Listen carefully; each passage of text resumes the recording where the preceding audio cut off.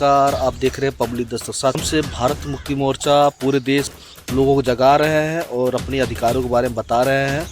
और 22 फरवरी को बाम से भारत मुक्ति मोर्चा का आरएसएस हेडक्वार्टर पे घेराव है, इसको लेके तैयारी कर रहे हैं। चलिए आपको वीडियो दिखाता हूँ। आप इसे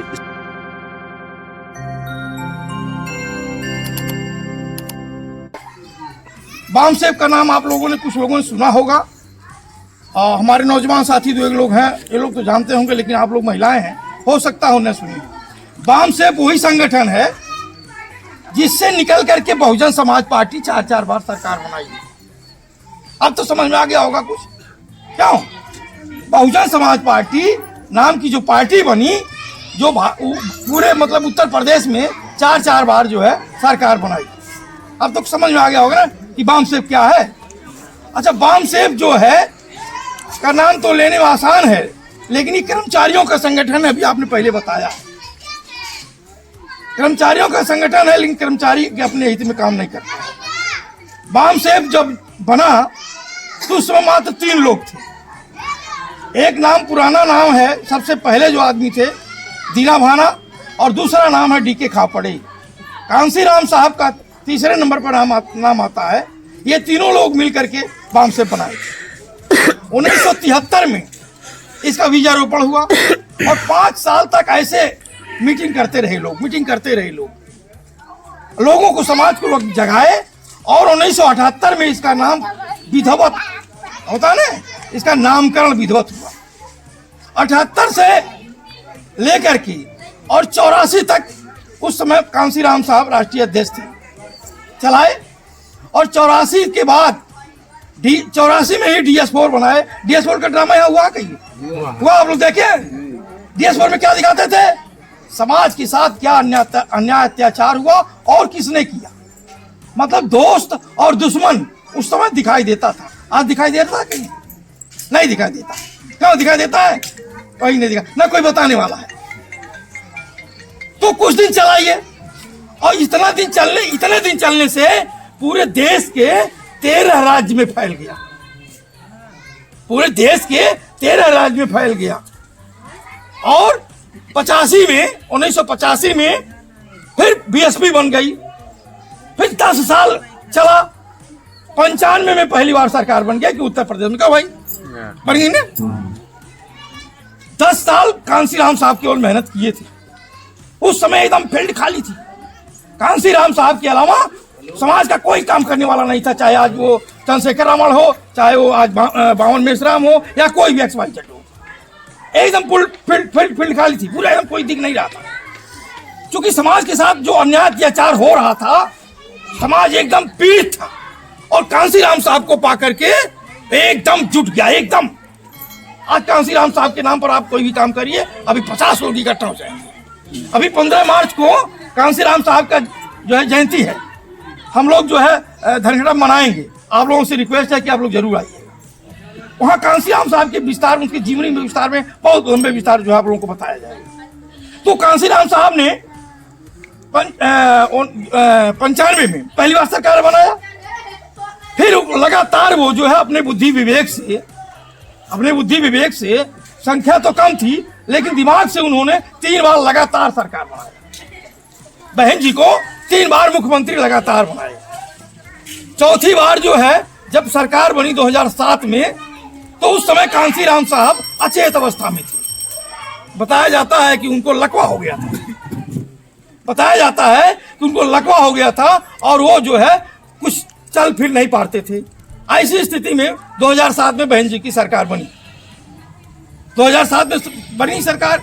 और 2007 के बाद, मैं बाम सेब की बात कर रहा हूँ, बाम सेब से कैसे निकला, कहाँ आया। 2007 के बाद 2007 के बाद जो है 5 साल सरकार चली। फिर 12 में चुनाव हो गया। 12 में चुनाव हुआ तो फिर जो है सरकार चली गई, नहीं हो पाई। फिर दूसरी सरकार बनी। फिर 12 के बाद 14 में चुनाव लोकसभा का हुआ। फिर अब देख लीजिए, जैसे बढ़ा वैसे स्थिति आई। क्यों आई? अब क्यों आई मैं आपको पीछे बताऊंगा क्यों स्थिति आ रही है हमारी। क्योंकि जब तक कांसीराम साहब अपने होशो हवास में थे, तब तक उसमें घुसपैठ ब्राह्मणों का नहीं हुआ था। बात समझिए, हम जिसके विरोध में लड़ रहे हैं, मान लीजिए अभी यही ये संदीप यादव जी के, जैसे संदीप यादव जी हैं, अभी इनके जगह पर कोई ब्राह्मण होता क्या मैं ऐसे बोल लेता? आप लोग बताइए, मैं ऐसे बोल पाता? अभी एक ब्राह्मण इस गांव में ही उसका घर होता तो क्या आप लोग जो है वो उससे खुल करके अपनी बात रखते? छुप कर बोलते बाबा बाटे हो, बाबा बाटे सुन लिए होता नहीं। तो मैं आपको बता रहा हूं कि वामसेव कहां से उठा और कहां तक पहुंचा, कैसे कैसे क्या हुआ। हमें जो ये जब चुनाव हुआ तो वहां फिर जो है चली गई। क्यों चली गई? क्योंकि ब्राह्मण उसमें घुसपैठ कर चुका था, ब्राह्मण उसमें घुसपैठ कर चुका था और ब्राह्मणों को ज्यादा से ज्यादा बहन जी ने टिकट देना शुरू किया, ज्यादा से ज्यादा टिकट देने शुरू किया। अब वो क्या स्थिति में दिया, कैसे दिया, लेकिन उसका नतीजा हमारा जो है वो माइनस होता चला गया। और 12 के बाद फिर 14 में चुनाव हुआ, लोकसभा का हुआ, फिर चली गई। फिर 14 के बाद फिर 17 में चुनाव हुआ। 17 में बहन जी ने कहा कि हमको ईवीएम से हरा दिया गया। कब कहा? चुनाव जिस दिन गिनती हुई उसके दूसरे दिन कहा हमको ईवीएम से चुनाव हरा दिया गया। अब उसके बाद फिर उन्होंने कोई ईवीएम पर चर्चा नहीं किया, बात समझिएगा, चर्चा नहीं हुई। अच्छा, उसके बाद फिर जो है आता है जो है 17 के बाद फिर 17, 18, 19 का फिर लोकसभा चुनाव आता है। फिर सरकार जो है बीजेपी की बनती है और बीएसपी की फिर वही माइनस में चली जाती है। 19 के बाद फिर 22 में विधानसभा फिर चुनाव आता है, फिर सरकार जो है भाजपा की बन जाती है और यह सपा बसपा की किसी सरकार अब नहीं बन रही है। वोट परसेंटेज, कांसीराम जब साहब थे तो 30% वोट बढ़ा था और 207 जो है सीटें थी उस समय, वो 260 फुल फेस की सरकार थी।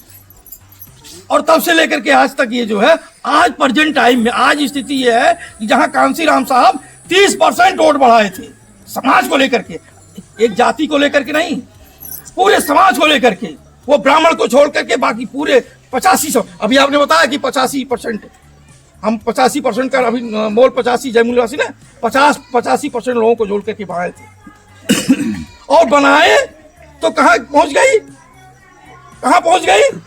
सरकार तक पहुंच गई।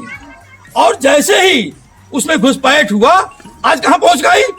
आज देख लीजिए पूरे उत्तर प्रदेश में एक भी सीट नहीं है। क्यों भाई? बुरा अगर गलत कह रहा हूं तो बताइएगा। सही है, सही। और वोट परसेंटेज कितना है? 5.6%। वोट परसेंट हमारा घट गया। लेकिन अभी भी हम इसके जो है कमियां खामियों को नहीं देख रहे हैं। बार बार चुनाव होता है तो हमको चुनाव के बाद कह दिया जाता है कि हमको ईवीएम से हरा दिया गया है। ठीक है, आप ये तो आपको एहसास है कि ईवीएम से हरा दिया गया है। लड़ाई कौन लड़ेगा ईवीएम की? आप जान रहे हैं कि हमारे लोग समाज के लोग हैं, वोट तो देते हैं, वोट तो सभी लोग देते हैं ना। आज ऐसा नहीं है कि कोई बीएसपी से कटा है। क्या भाई, आप लोग वोट तो देती है ना?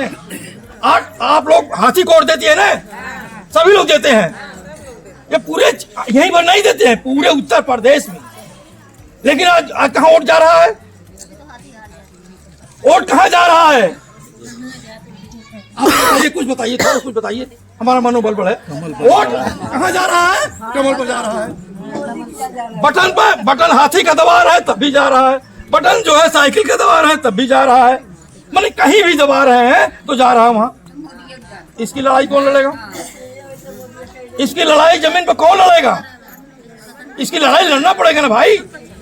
आज ईवीएम अगर हट जाए, आज ईवीएम हट जाए तो मैं तो गारंटी के साथ कहता हूं उत्तर प्रदेश में पहले बसपा की सरकार बनेगी, उसके बाद तब किसी की बनेगी। तो आज हम लोग आप लोगों से यही कहने आए हैं। अब बहुत लंबा चौड़ा भाषण आपके बीच में करने नहीं आए। जो हमारा अधिकार खत्म हो रहा है, बाबा साहब ने हमें बहुत सारा अधिकार दिया है, एक दो अधिकार नहीं दिया है, इतना अधिकार दिया है कि हम गिन नहीं पाएंगे। हमारे जीवन के एड़ी से लेकर और सर तक के जितने भी हमारे अधिकार बाबा साहब ने दिया है, उसी में से एक जो है अधिकार एक ऐसा दिया है, एक अधिकार एक ऐसा दिया है, वोट का अधिकार ऐसा दिया है कि यदि कोई चाहे जिसको जब चाहिए उसको आप बैठा दीजिए और जब चाहिए उसको उतार दीजिए। लेकिन आज वो स्थिति है, उतार नहीं सकती है, न किसी को अपने चाह के बैठा सकती है। आप वोट जिसको देना चाह रही है उसको मिल नहीं रहा है, आपके विपरीत वाला जीत जा रहा है। अभी बिहार में चुनाव हुआ, वहां सारी कुर्सियां भाजपा की खाली थी, 70% 80% कुर्सियां खाली थी और विधानसभा में उसकी कुर्सी भर गई। कैसे भर गई भाई? लेकिन किसी की हिम्मत नहीं हो रही है कि आज ईवीएम पर वह लोग लड़े और वह लोग सड़क पर उतर के लड़े। मीडिया में बोल देने से आपका कोई घर अगर मान लिया जमीन अगर कोई कब्जा कर ले और आप उसको कहोगे फलाने हमारा जमीन कब्जा कर ली, क्या वो दे देगा जमीन? उसके लिए लाठी उठाना पड़ेगा, संघर्ष करना पड़ेगा, तब जाकर के आपको मिलेगा। तो आज हम लोग उसी उद्देश्य को लेकर के संघर्ष के लिए हम लोग निकले। हम आपसे वोट नहीं मांगने आए हैं, हाथ जोड़ते हैं, कभी आप दिमाग में मत रखिएगा मैं आपसे वोट मांगने आया हूँ। न हम आपसे कोई जो है कहीं जोड़ने के लिए कि हाई कंपनी अच्छी आई है जल इसमें जुड़ जाइए बड़ा पैसा आएगा। जो अधिकार हमारा खत्म हो रहा है, अभी बोलने की अधिकार, चलने का अधिकार, मीटिंग करने का अधिकार, दुश्मन ब्राह्मण जो हमारा दुश्मन, असली दुश्मन है, यह भी हमारा छीन ले रहा है। अब सोच लीजिए, हम बोल भी नहीं पा रहे हैं, हम 10 लोगों को मीटिंग नहीं कर पा रहे हैं, हम कोई बड़ा जनसभा भी नहीं कर पा रहे हैं।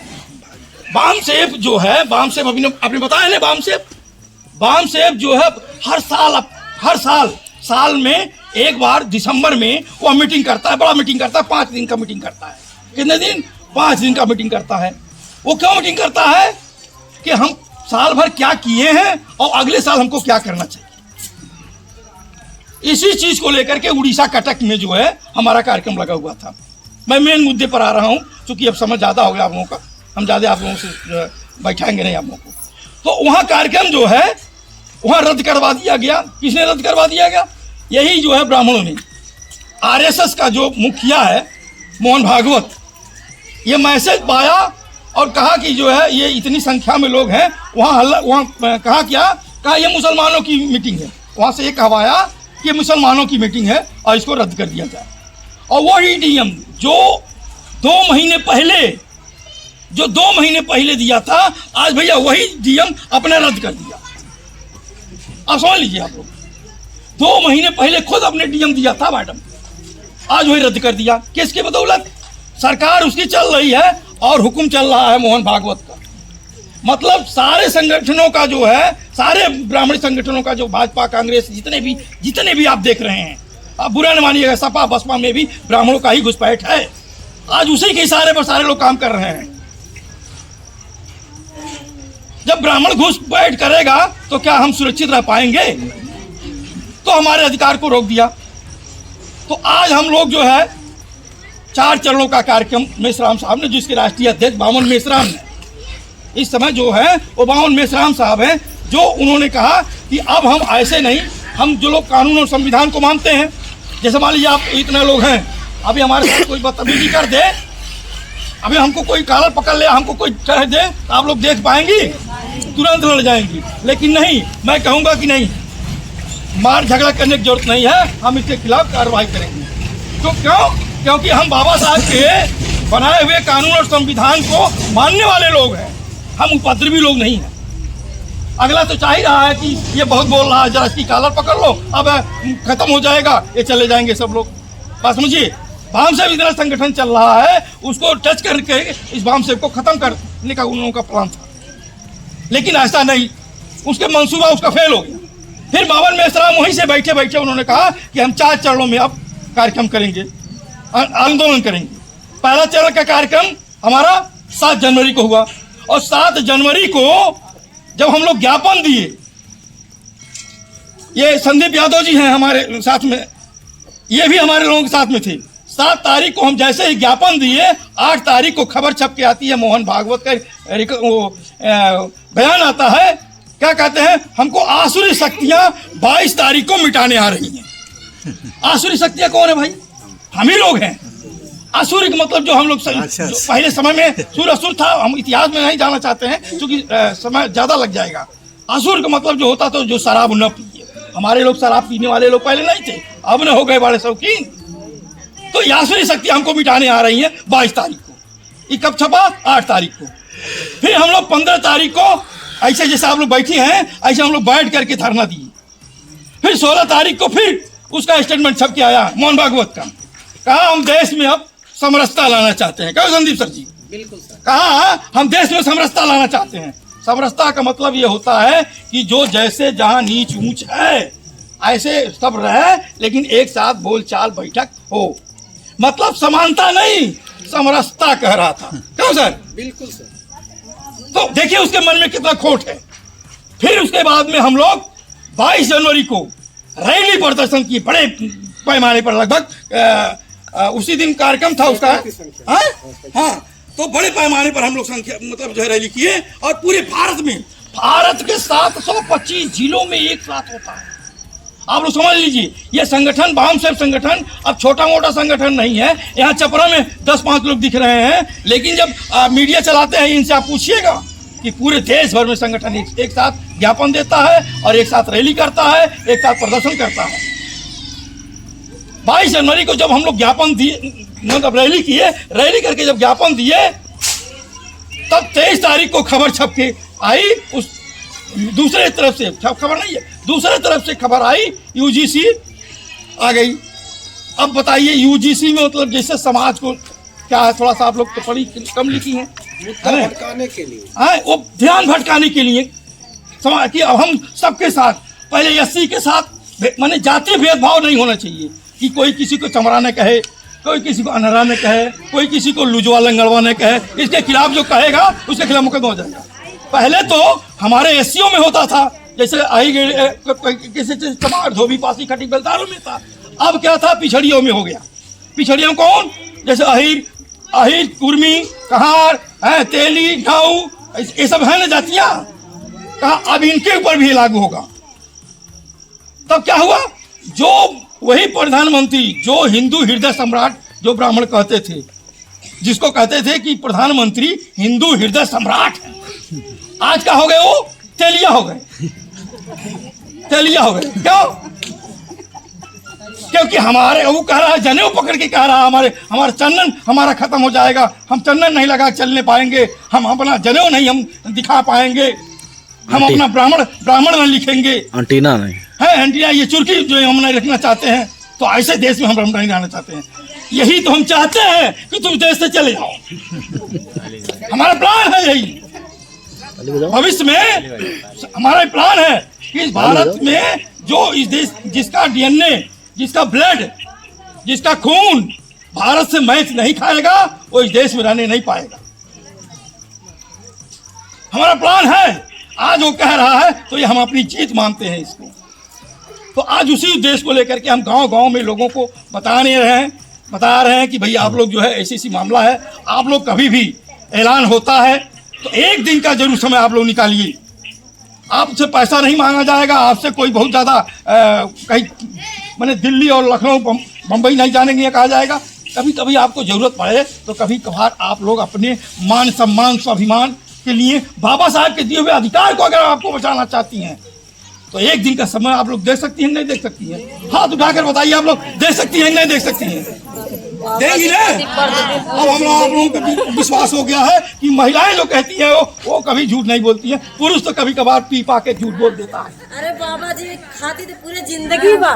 बड़ी अच्छी बात, बहुत बहुत धन्यवाद। तो हम चाहते हैं कि कभी आप लोगों का बड़ा कार्यक्रम अगर हम लोग करें तो आप लोग अपने पैसे से, देखिए हम लोग कोई पार्टी नहीं चलाते हैं, ठीक है? क्योंकि सम्मान की लड़ाई है, हमें एक एक रुपया जो है अपना खर्च करके अपने मान सम्मान स्वाभिमान के लिए। बहुजन समाज पार्टी जब आई थी तो हम ही लोग हैं जिंदा। हम लोग स्कूल में पढ़ रहे थे, एक एक रुपया अपना लगाते थे और जब चलते थे तो तब कहीं बतासा और भेली हम लोग खाकर पानी पीते थे।